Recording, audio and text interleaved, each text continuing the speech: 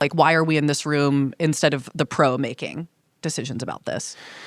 It's a really good question. Full disclosure, I actually worked for 2 years helping build Circular Action Alliance, which is the approved pro across 6 of the 7 states so far.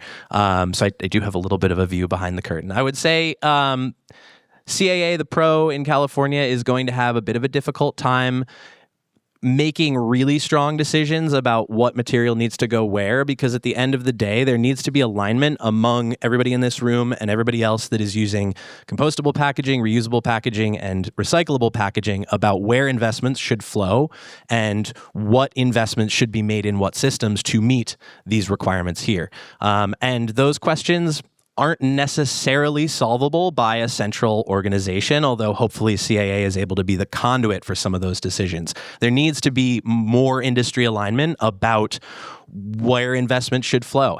And those questions aren't necessarily solvable by a central organization, although hopefully CAA is able to be the conduit for some of those decisions. There needs to be more industry alignment about where investment should flow. How do we as a collective industry say, all right, we're going to move out of this packaging type and we're going to move into this other packaging type so that we can concentrate those investments in a way that makes sense. So that's a big part of why we want to start this conversation today, is we need to continue to have an industry conversation about redesign and where investments in the system need to be channeled.